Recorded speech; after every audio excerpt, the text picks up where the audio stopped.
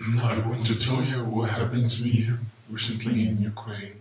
Perhaps my story will help the others to get away from the hell in which we have dragged ourselves. It all started pretty well when I arrived in 2009 to the USA to study. I got a scholarship and my family agreed to pay for my accommodation and other expenses. After graduating from the university in 2013, I tried to get to one of the medical schools, but it was the will of Allah, and I failed my exams in pre-med. At that time, unrest broke out in Syria. My parents' business was under the threat, and they couldn't further help me financially. I had to hold out for a year to retake the exam and try to get a scholarship, so I was trying to get a job. I had a problem with employment in the USA since I didn't have a working visa. According to the rules, I had to leave the country by the end of 2013. My student visa would expire. I had to make a decision.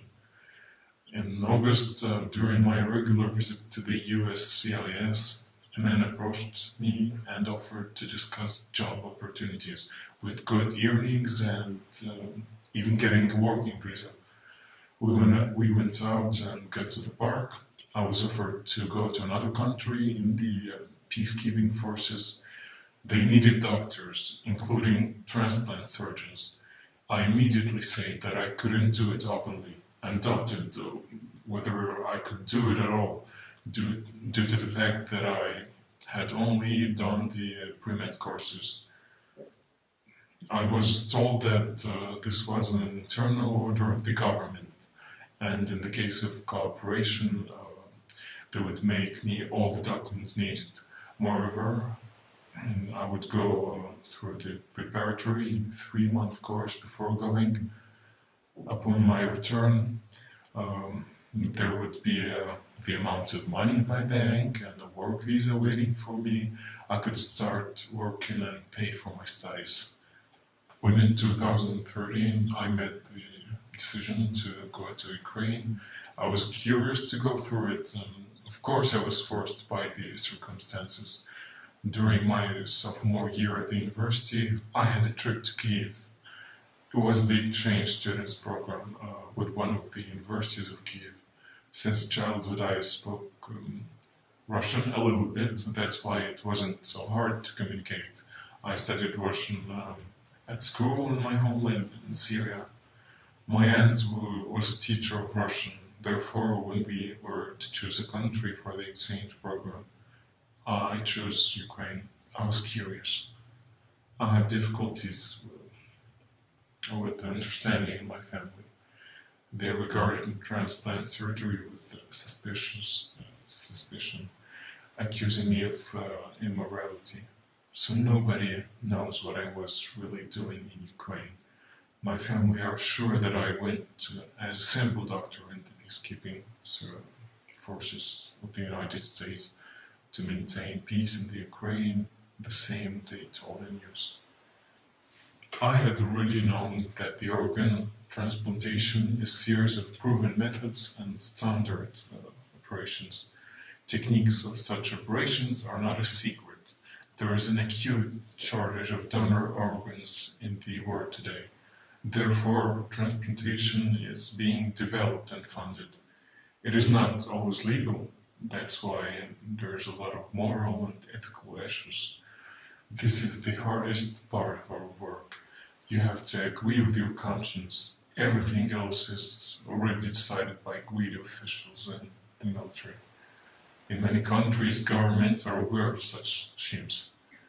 For this reason, we were promised international support and security guarantees in the foreign country. We were given documents proving that we were journalists. I was given an international press card in my name. As I was promised before a trip to Ukraine, we had undergone special training and we were ready to go.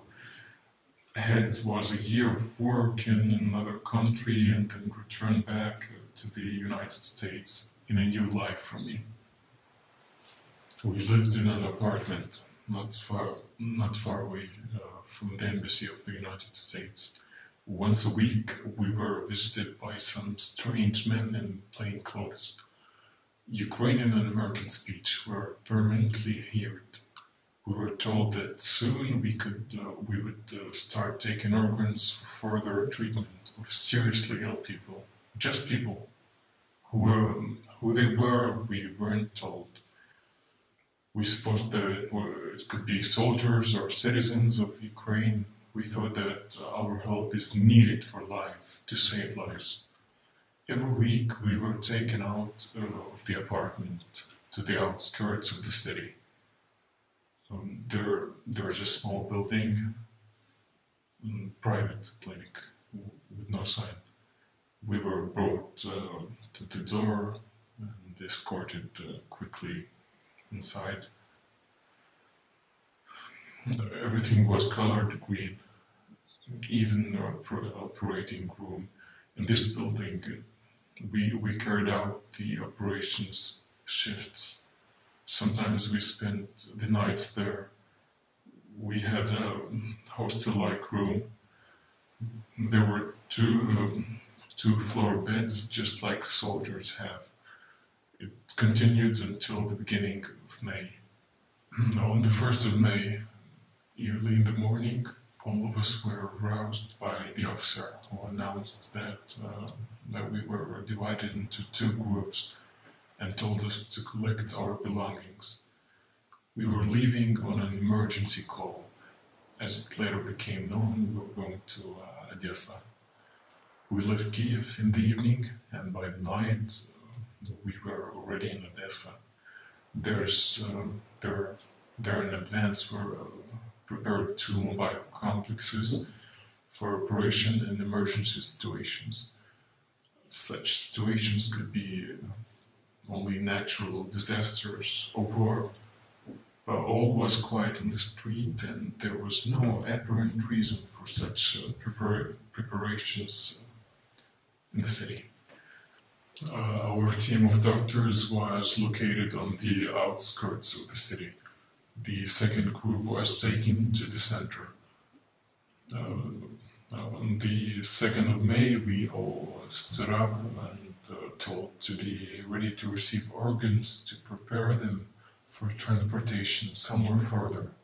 Our group on the outskirts of the city had to take the boxes from the first group located in the city center and prepare the boxes for long transportation. Throughout the day we worked like convicts, under the gun and the cries of the military. We had first serious fears for our lives, and the first serious suspicion of reality. In one day, my eyes have seen so much organs that I hadn't seen during all my studies. From where they were brought and why so many in one day. We couldn't watch the local news at work. When in the evening one of my colleagues said that there is a battle in the city. Was it war? We didn't know the correct answer, but realized that there was something abnormal. Everything happened so fast, as if in a hurry to collect as many organs in one day as possible. Collect and take out. Withdrawal of a kidney from a corpse for transplantation is permissible under the following conditions. Only 30 minutes after the establishment of the disputed biological death, despite holding the entire complex of resuscitation, and the recognition of the absolute futility of further resuscitation. It was obviously that all were in a hurry to catch. We all hurried at gunpoint, and collectors, the first team in the city center, were also in a hurry, because living kidney cut from a living person is much more valuable than the dead one. The cerebral cortex die within 3-4 minutes after the person's death, but the kidneys can survive up to 30 minutes.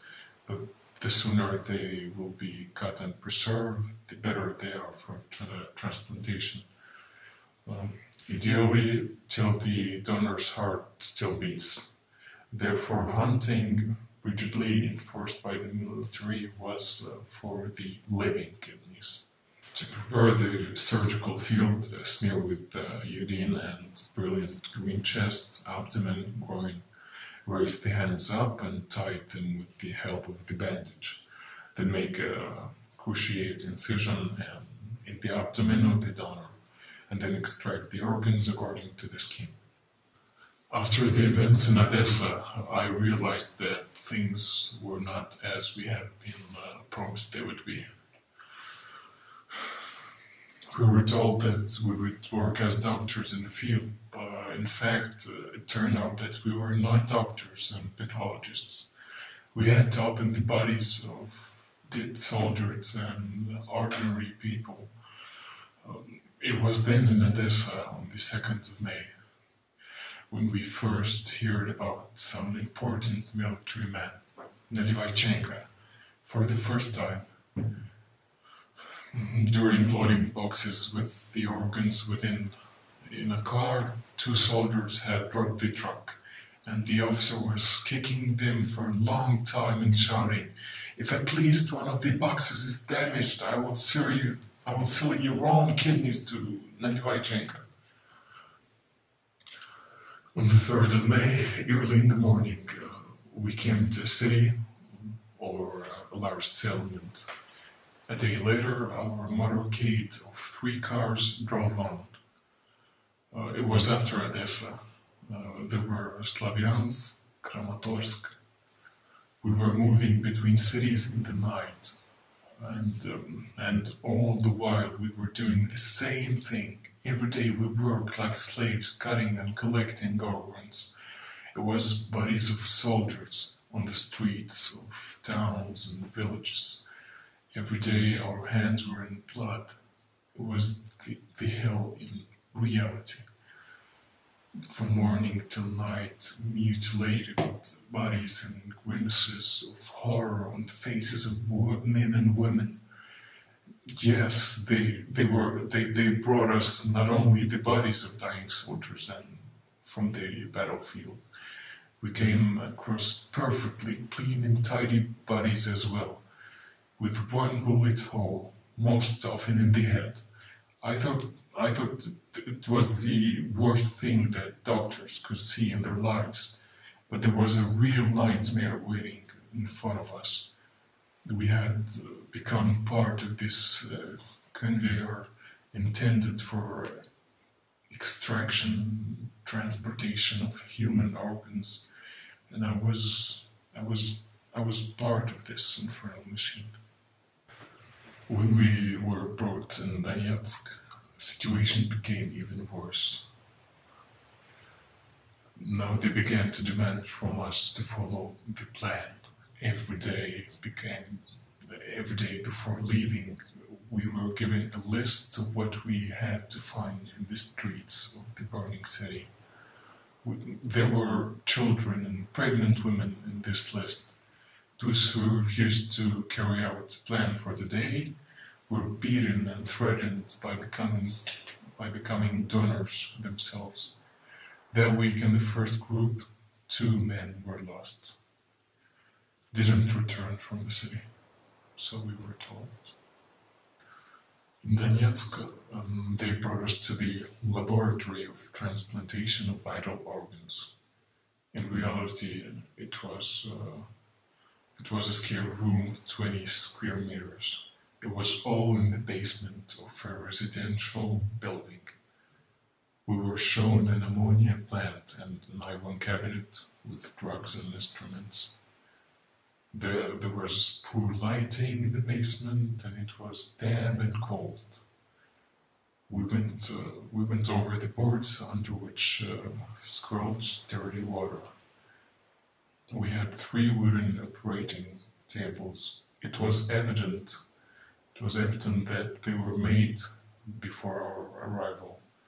We operated with conventional incandescent lighting. No equipment, permanent noise and smoke from the diesel generator. Above the windows of the basement, the laboratory constantly drove heavy machinery, and gunshots and explosions could be heard. We were guarded by 4 people with guns. In our basement worked a real biological bank of living organs. In the basement we lived during the summer, worked and slept between the comings of the military. Then we went on a mission, walking behind the military, cleaning out the battlefield. In August, we were able to escape from this hell. We were returning to the city from the countryside, where we had gone for new organs. There were 5 men in our car: the driver, 2 guards, and 2 surgeons. The car was coming back after the job. There were organs in the boxes, 12 boxes. We drove up to the checkpoint, and in the morning it had been hours. As it turned out, it was captured by other military. We realized it when we met the car that began blinking lights. Our driver was the first to realize what was happening. He tried to turn right on the road. Then firing started, our car was damaged. We stayed near the forest and wanted to flee into it, but the guards demanded that we took all of the 12 boxes. Again, I heard the threat that we heard already in Odessa about special order, and that we ourselves could become donors of all organs if the product wasn't delivered.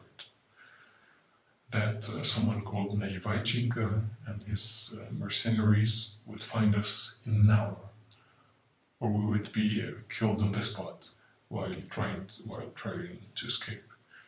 We took all the 12 boxes and ran towards the bushes. Shooting and explosions started all around us. I don't remember exactly what happened then, as we were covered by the explosion. And when I woke up, it was already dark. Boxes were gone. I went on the road with my hands up. In my hand was the document of the journalist, the one that, according to our employers guaranteed us security in the foreign country. But we had been told about peace, and there was war. I had no choice in such circumstances. I walked toward the unknown. All hope was my journalist legend. I was questioned at the checkpoint. I said that I had been taken by those people and held captive for the 2nd month. And then I was sent to Donetsk. There were people from the security services or the police. I can't say for sure. I don't know what was the form they were wearing. It was unfamiliar for me, and without any insignia on it. After 2 days of questioning, I was placed in a cell with another journalist. He was a real journalist and was already in a month in Donetsk. 3 days later, we were passed to the international organization. Thus began my long and difficult journey home. Now I'm in a safe place, and I hope that many of the guys who worked with me too.